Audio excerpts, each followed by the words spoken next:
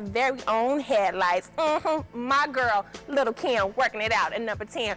What? Go Kim! Lil' Kim lives and breathes the motto, sex sells. Lil' Kim, she knows you have to be freaky. Her statement is, this is who I am, I can dress like this. She makes an appearance on the red carpet and she's scantily clad. She definitely paved the way for the female rappers to be explicit.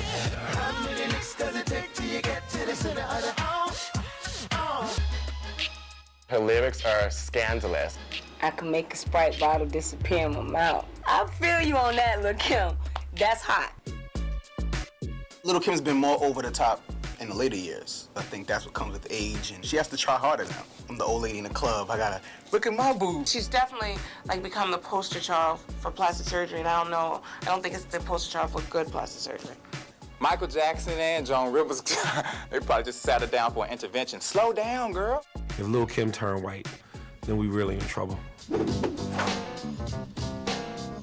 The only president on our countdown, William Jefferson Clinton, goes down as one of the greatest freaks ever for putting his little Willie in White House intern Monica Lewinsky. How great is it to live in a country where your president is a freak?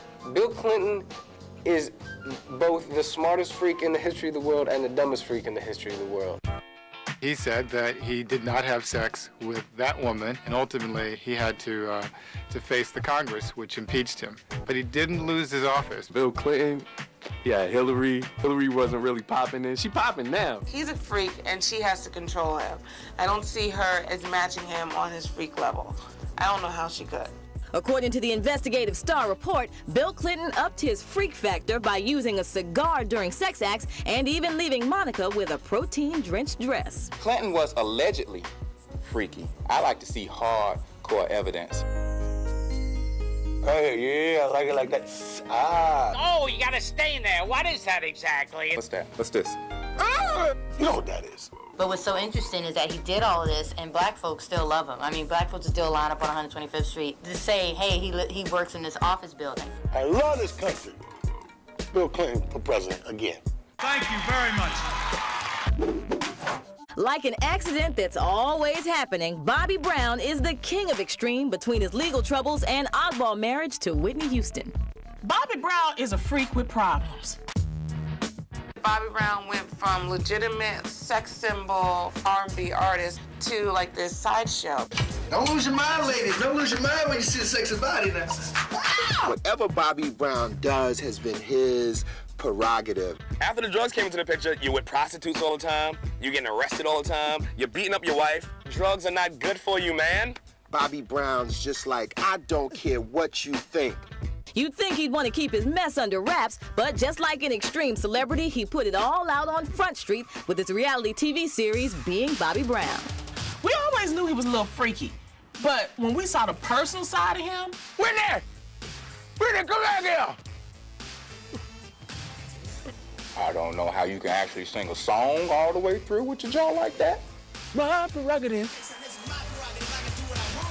Bobby talking about what he does to Whitney in the privacy of their own bathroom. That's just nasty. There was a scene where he said he took his 5 fingers and stuck them up Whitney's booty. That's taking crack to a whole new level. Is that love? Or was he looking for a stash? All right, y'all. John is busy getting his freak on right now somewhere. Rap game to Down and Out. But most people know him from one of the freakiest shows on TV. Coming in at number 7 on our countdown is Flavor Flav. From his looks to his love life, Flavor Flav is one of the most bizarre celebs on earth. Flavor Flav. Flavor Flav, man. He's an anomaly. He made it fashionable to be ugly. He was with Chuck D, and he said, fight the power, and then the power won. Flavor Flav took us on a journey that led to some really shocking moments. It doesn't really get much more messed up than Flavor Flav. That journey began with reality TV shows The Surreal Life and Strange Love. He tried to mate with a gigantic Amazon blonde woman. You are really totally too short. God, that look like a giraffe and a little baby monkey. Flav's bizarre behavior went to the next level when a gaggle of women competed on TV to taste the flavor of love. Flavor Flav could have wound up like a security guard at the mall with Gary Coleman if it wasn't for Flavor and Love. Flavor proved you can have 13 fingers and an eye right in the middle of your forehead, and you can still find 13 people to say, I love you. Flavor had kids. Somebody produced life with that man. He's like on what, on his 7th child right now? Where do we go from here? Oh my God. Help. It's chaos. R. Kelly is the R&B and raunchy. R. Kelly helps us prove that it doesn't matter what you're saying, but it's how you say it. When you combine a very inappropriate statement with hypnotic melody, man, he just pulled the wool over your eyes, baby. His music is so good, you'd be like, I don't want to listen to it, but I have to. R. Kelly's a genius, but he is freaking weird, man. R. Kelly, baby, got freaktivity down to another level.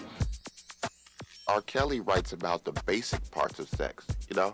Like R. Kelly would make a whole song about the moisture in your mouth. You'll hear him talking about being butt naked in the kitchen and just getting it on next to the butter rolls. That's R. Kelly. He can make anything into a total sensual metaphor and make it sound good. You remind me of a Chief. He takes you there. Then after you enjoy one of his records, you'll be like, now what does that say about me? Next, a dirty uncle, a felon, a legendary playboy, a superstar, and a superhero. When we come back, we'll crown the #1 fabulous freak of all time. Would I ever sleep with Superhead? No. I think I saw him lick it one time, I'm not sure. I wanted a monkey, but then I discovered women and I said, a monkey. Fabulous freaks. For the past hour, we've been counting down the most shocking and shameless celebrities, artists, athletes, video girls, and straight up freaks. Yeah, 20,000 people. Here's a man who humped his way into the #5 spot on our countdown, Wilt Chamberlain. Whether you're talking about the backboard or the headboard, late basketball legend Wilt Chamberlain has the most extreme stats in the game. I do not believe Wilt Chamberlain had sex with over 20,000 women. 20,000. Sexual encounters occupied a great deal of my life. 20,000 women? Come on, dog. I'm almost 40 years old and I ain't even spoke to 20,000 women yet. That was before Viagra. That's why his name was Wilt, actually, because, you know, you sleep with that many women, your thing gonna be wilted. Carmen told us what you think is the hardest thing Michael has ever done. And by far, dangling his baby outside the window, won out. Now, the top 3. Hip-hop was always hot, but it didn't get sexy until Uncle Luke joined the hip-hop family and turned it out. Freaking his way into the #3 spot, my man, Uncle Luke. Get it, don't stop. Think hip-hop is too freaky? Blame it on the founder of 2 Live Crew, Luther Uncle Luke Campbell. Luke's a genius. Luke is the black Hugh Hefner. Uncle Luke was the original ultra-sexual man of hip-hop. You could expect anything coming from Luke. In his autobiography, My Life in Freaky Times, he admitted the extreme way he lost his virginity. Oh, I thought we all lost our virginities in threesomes. That's not normal? A freak to the core, Luke invented a new form of Southern hip-hop and christened it booty music. But of course, I've heard guys say things in their music, but not like Uncle Luke. Face down, butt up. That was the jam right there. Any rapper, I don't care, Snoop, whoever, you gotta give it up to Luke. They were pushing the limits on dancing and sexuality when it was pretty much illegal to do it. He went to Supreme Court and won. Not guilty. The right to be freaky in his music. But Uncle Luke didn't do it all alone. He put the curvy with the emphasis on curve in the game. Luke Dance is a legendary, man. You ain't never seen that kind of ass shaking. Luke would took the strip club to his concerts. You talking about 25 naked women on stage at a time. And they have skills. Shaking it, baking it, doing what they do on stage. He raised the bar so high, anything that you do is gonna be less than whatever Luke did, because he broke all the rules and all the barriers. Everyone knows. We're talking about the model with the loosest lips in the game, using her superpowers to get into the #2 spot. Y'all call her Superhead. The world has its superheroes like Superman and Supergirl, but when it comes to sex, hip-hop has its own, Superhead. Dun, dun, dun, dun. It's Superhead. Superhead. Oh, Jesus. I almost. How did Superhead get her name? She gave herself that name, and she's made a ton of money calling herself that. Most video girls won't see a career that big. She really took it to the next level.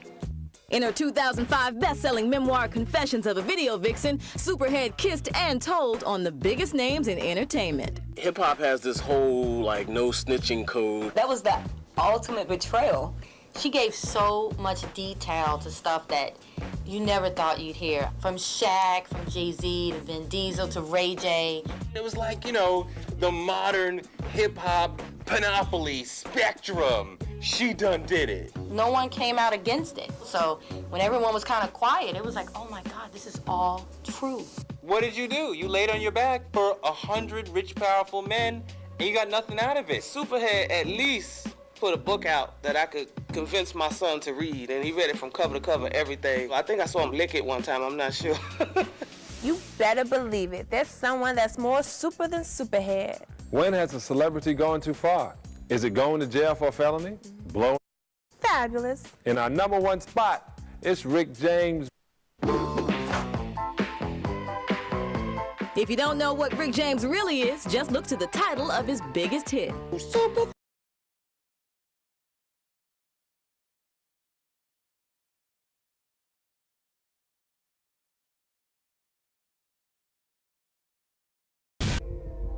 You can't front. After 8 years of Bush and Cheney, a mismanaged war, and gas over $4 a gallon, cats are stressing for change, and we're witnessing history in the making. This is our time to turn the page on the policies of the past.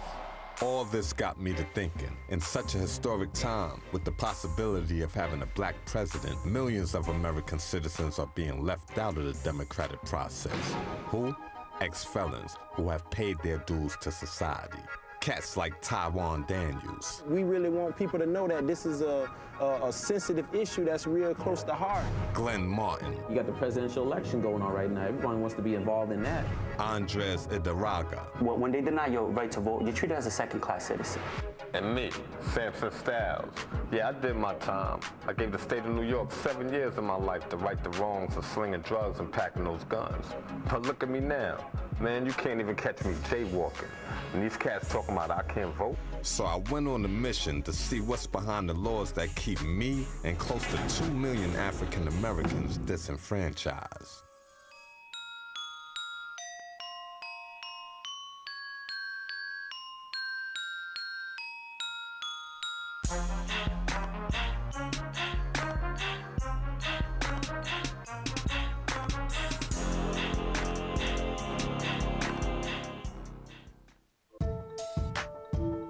We've come a long way.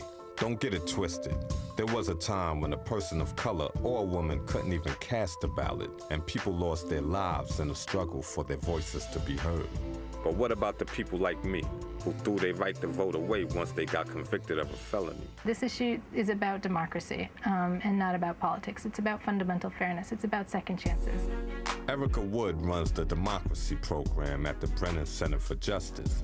They focus on fixing the system that discourages voting. These laws are firmly rooted in the Jim Crow era. They were prevented just like poll taxes and literacy tests and grandfather clauses really targeted at freed slaves to keep them from exercising their right to vote. The weight and the gravity put on voting is lower given the disproportionate number of black people in the community who, owing to these laws, do not have the right to vote. It doesn't make sense to allow criminals to vote. I think that if you're not willing to follow the law, then you can't claim a right to make the law for everyone else, and that's what you're doing when you vote. When I was locked up, I heard cats talk about the Fortune Society. They give ex-cons jobs and help them get back on their feet. So I stepped to them to see what's really good with getting my rights restored. How you doing? My name's Samson Styles. I need to speak to Glenn Martin. Good morning, Samson. Yeah, just have a seat. I'll let him know that you're here, okay? Glenn Martin did a 6-year bid for a felony he committed back in '94. He turned his life around and is now the Associate Vice President of the Fortune Society. I want to know how to go about being able to vote, man. All right. Yeah, I know sometimes it's hard to find information because it's different from state to state for people with criminal records. You on parole right now? Nah. You finished parole? Finished parole. All right, so here's the rule in New York. Most people don't realize this. It's pretty simple. You actually get your voting rights back automatically in New York. Wow. You think my PO could have shared that important piece of info with me? But the problem is that the local boards of elections, where you actually go register, a lot of times they don't even know what the rules are. You should essentially just be able to put in an application or go to the Board of Election and just register and vote like anyone else. That's it? Best believe I'm going to put in that application. 60% of people had never been given any information about their voting rights when they were involved in the criminal justice system. Now that's the stats for New York. But let's see what the big homie Snoop Dogg knows about California.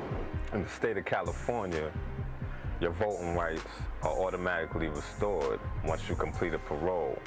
You think people are aware of that? Me personally, I didn't know that till you just said that. Although the general consensus across the country is once you get convicted of a felony, you will never be able to vote, truth is, typically, ex-cons have their voting rights restored once they completed probation or parole. But there's still 10 states where a felony can result in a lifetime ban from the voting booth. And no place is as notorious as Florida, and Trick Daddy knows that better than anybody. This state of Florida's so messed up, it don't even matter who votes. Nobody votes count down here no more.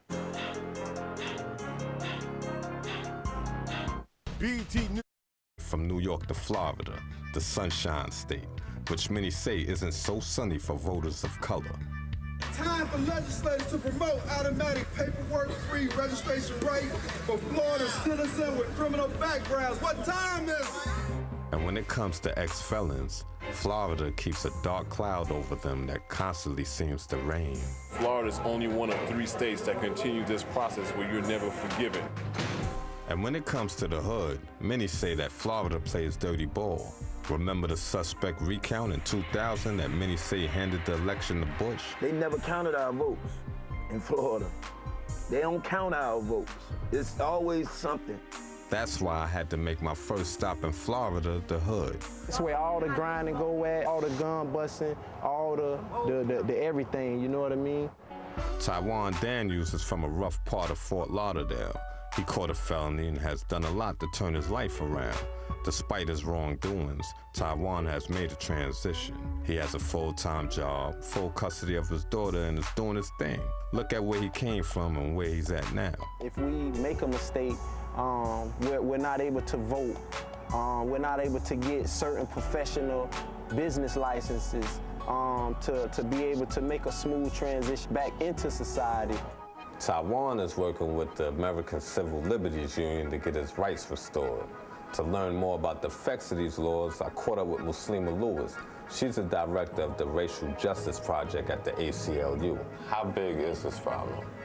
Nationwide, the problem affects about 5.3 million people throughout the country. But to give you context for Florida, Florida accounts for close to 1 million of those people. Muslima and her team conduct workshops to help ex-felons get their voting rights back. She invited me to one of the workshops, and I was able to see the difference that the ACLU makes. But I have an old felony in New Jersey, so the ACLU is going to call around, and in a week I'm going to call them, and that felony was in '78. People will come here, we'll sit with them, and we'll help them go through the process. We'll explain the process to them, and we'll actually walk them through how to do the paperwork. In Florida and these other states, some ex-felons can vote, but they have to go through a long process that may take many years to get their rights restored, including going before a clemency board, which in Florida, it was determined by George Bush's little brother, Jeb. People went beyond the workshops and took it to the streets. Earlier this year, Taiwan and hundreds of others joined the ACLU and participated in a rally at Tallahassee. 75,000 people have gotten their rights back. That's more than Jeb Bush did in his whole career. Good news for many is that Jeb Bush isn't the governor of Florida anymore. Republican Charlie Crist is wearing those shoes now. And we should welcome them back into society and give them that second chance. Who doesn't deserve a second chance? Chris has worked to change policies in favor of ex-felons' rights, making the process less tedious for some to get their voting rights restored. There has been a change in numbers. Now, before April of 2007, and that's when the rules changed, civil rights were being restored, that's voting rights and other civil rights, at the rate of only about 12,000 a year. And now, the number of people who are getting their civil rights restored has increased quite a bit. So now we're at the point where it's maybe 5,000, 6,000 a month. Some progress is better than none. And at the speed of Charlie Crist, it would take 13 years to get people rights restored, compared to the 79 years it would have taken Jeb Bush. But regardless of Florida's progress, there's some people who will never be able to vote. In my court, one and only king, CIP. I guess it's the difference between being a boy and a man. You ain't gotta be a dope boy to have money. What you doing? Come on. You about to check out the flick that started it all. I guess just cause your head big don't make you smarter, huh? Then y'all gonna go to jail. We're all in the same place in our lives, trying to figure out what's next. ATL. Premiere September 9th at 7:30. Only on BET. Let's be real, lots of folks think convicted felons like me shouldn't be able to vote. And across the country, it's a divisive topic. But it was hard to find anyone to disagree when I hit the streets of New York.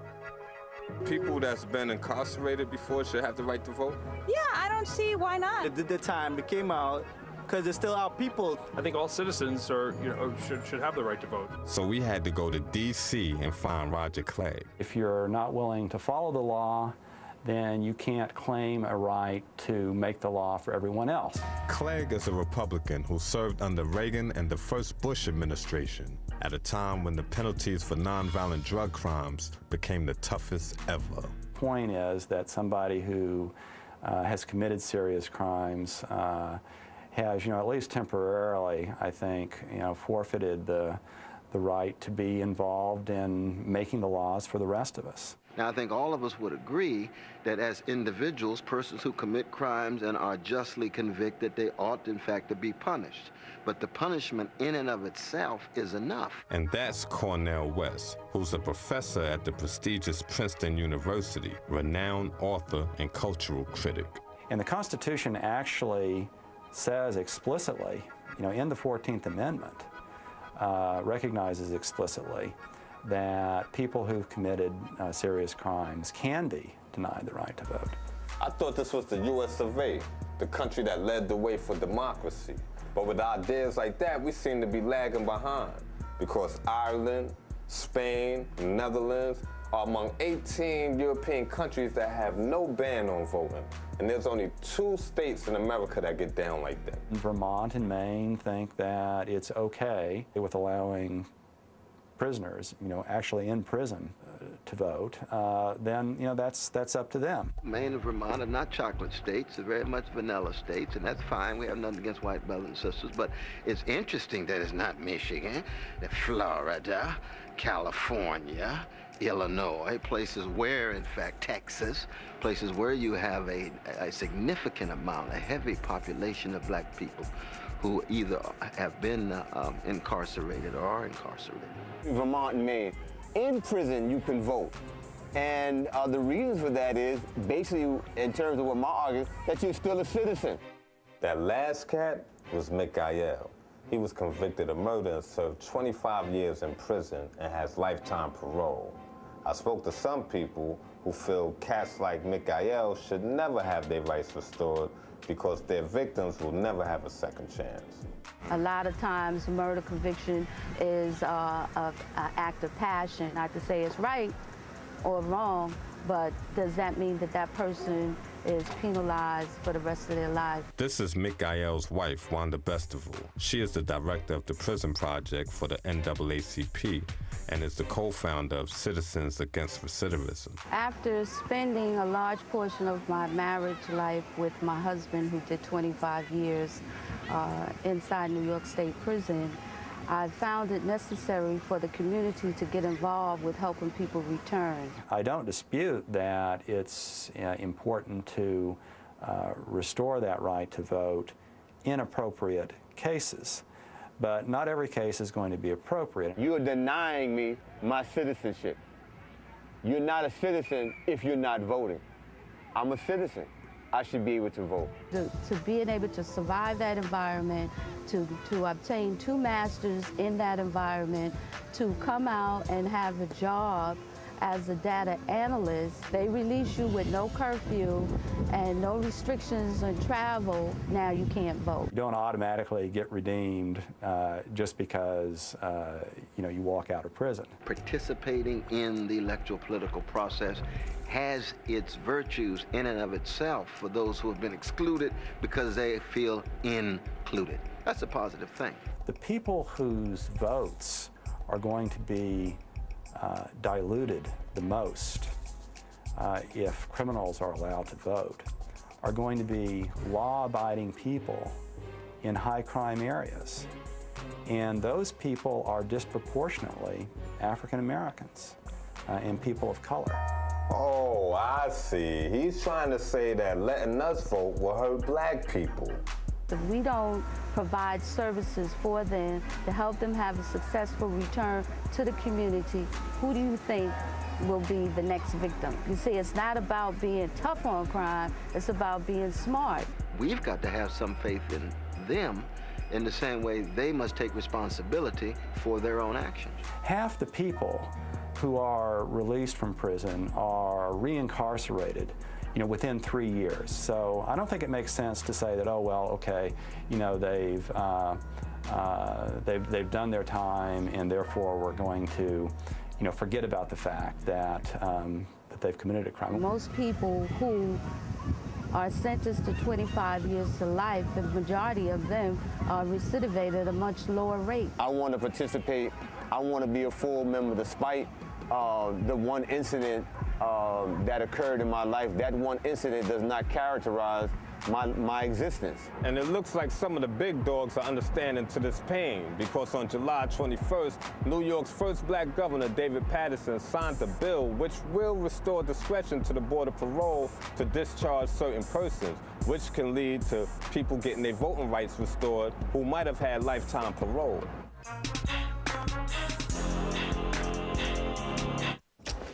Morning, Cam. 50% of the people released from prison return within the first 3 years of their release. That's why some people are opposed to felons automatically getting their voting rights restored. But what about the other half of that statistic? I was in prison reading biographies of Thurgood Marshall, Nelson Mandela, these great men that made me question my own role in my community. So I came home from prison a different man that I came in. Andres Idaraga did a 6.5-year bid and applied to colleges while in prison. Shortly after his release, he enrolled at the prestigious Brown University in Providence. It was there that he began the fight to get his right to vote back. Why should they give you a shot at voting? You commit a crime, you go to prison. That's what punishment's for. You come home from prison, and whether you're on parole, probation, the precepts of parole and probation say that is to encourage meaningful reintegration and rehabilitation. The impact on the community is crucial here precisely because it means you've got millions of persons who cannot vote, which reinforces an atmosphere of voting having a low priority. Andres took his dream of voting all the way to the Rhode Island legislature. Representatives, please do not tell me that I do not count because I refuse to believe it. I refuse to believe that 13,000 people in Rhode Island are invisible. And just as surely as I sit before you, there are many more who are making a difference and turning their lives around. Now let us make our difference in the communities, and please let us vote. After a successful grassroots and legislative campaign in November of 2006, Rhode Island voters passed an amendment restoring voting rights to convicted felons who have completed their sentences. This was the first time in U.S. history that voters have made this change at the polls. The day I regained my right to vote, I went to register with my little nephew. I have no children, but I have a little nephew that I take care of a lot. That's something that he may remember that I never had. And that's something many of us haven't had, because in most low-income areas, voting isn't a priority. I done lived in all the projects, went to all the schools, and did time in all the jails, but I don't know what, if I could vote, I wouldn't have a clue where to go. Why should your vote count? My vote is no different than, an older woman in Oregon, a young black man in Florida, a naturalized U.S. citizen from Asia and California.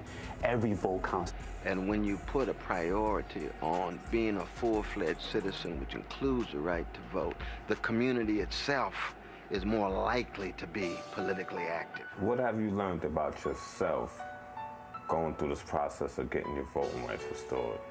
It made me feel like I fundamentally had a role in my own community. But also, when I started seeing change happening, the movement gathering momentum, it made me feel powerful, like, wow, we could change laws when enough people back you up. If we don't vote, we won't know. If we do vote, we stand a chance of some sort of change. So we should vote. We are the loser when we choose not to participate. And we say, oh, the system's corrupt, et cetera, et cetera. We only lose, the powers that be love that.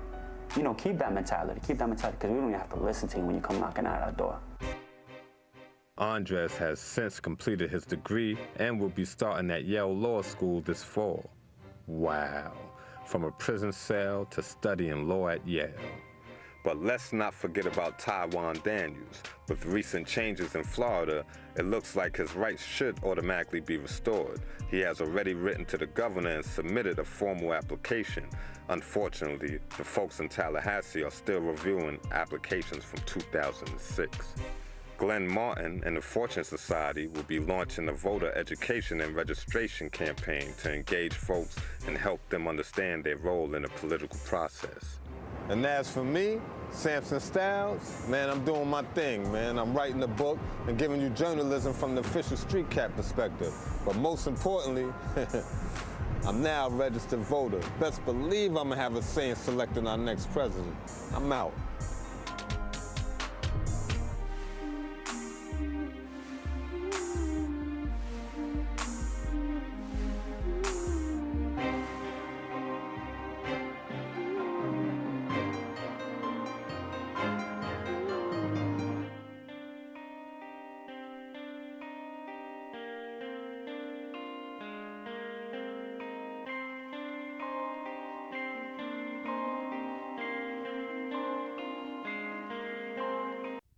Yo, what's up, homie? This is Sturk, creator of Global Young World, and I just want to thank you for watching this video. Also, I want to tell you, don't forget to subscribe to this YouTube page so you can watch more of our classic material. You can also hit us up on social media at GYW Volunteer on Instagram and Twitter. If you want to hit me directly to tell me what you want to see on the YouTube page, you can follow me on Twitter and Instagram at Sturk405, STURK. But don't forget to subscribe to this YouTube page. And thank you for watching this video.